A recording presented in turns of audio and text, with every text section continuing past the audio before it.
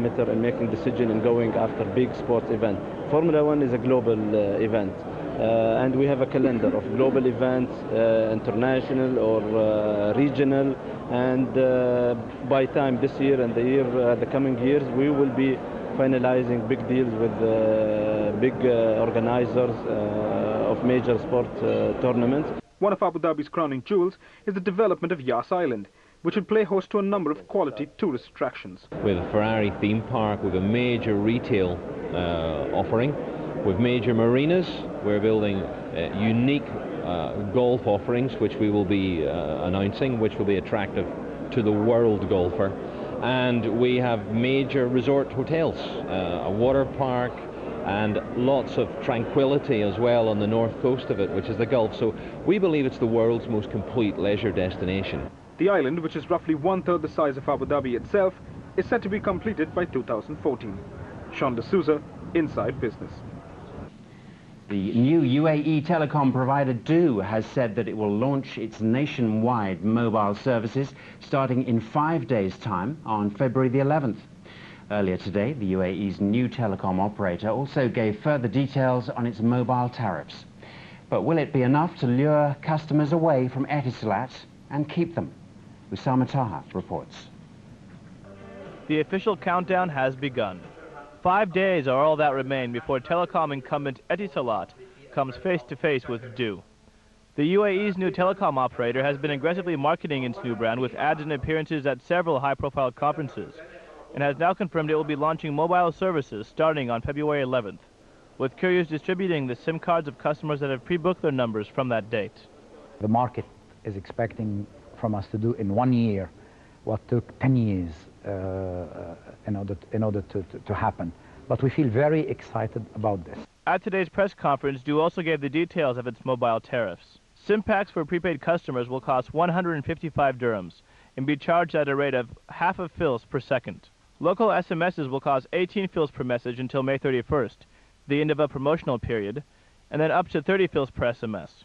International SMSs will cost 60 fils per message until May 31st, and then will be increased to 90 fils. Long-distance rates will be identical to Etisalat, but adjusted on a per-second basis. Customers deciding to subscribe to monthly plans will incur identical charges, except for the SIM cards, which will cost 125 dirhams, along with a 30 dirham monthly charge. Mr. Sultan says that around 85% of the UAE will be covered by Du's own network by the launch date.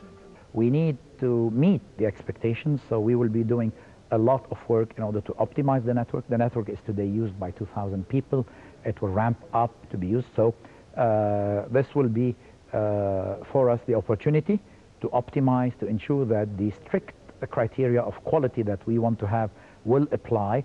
It will mean a period of a couple of months, 3 months, where things will progressively happen. As well as stressing the fundamental difference of paying by the second, Mr. Sultan also emphasized that Du would be focusing on customer service.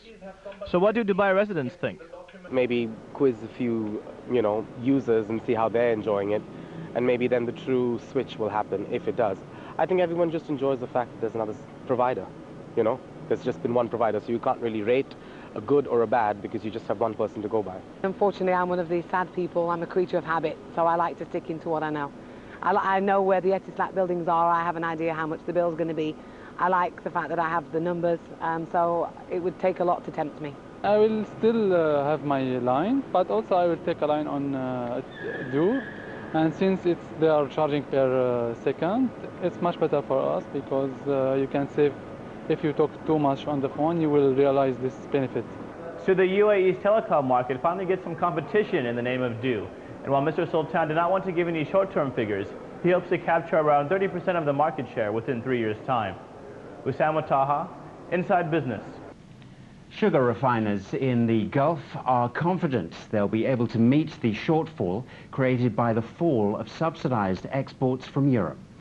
Experts at the 3rd annual World Sugar Trade Conference here in Dubai said that the producers in the region had already started increasing output, increasing chances of a surplus by the end of the year. Natalie Carney has the details. The past year has been a difficult one for the world sugar trade. Prices rose sharply at the beginning of 2006 on agriculture policy reforms in the EU.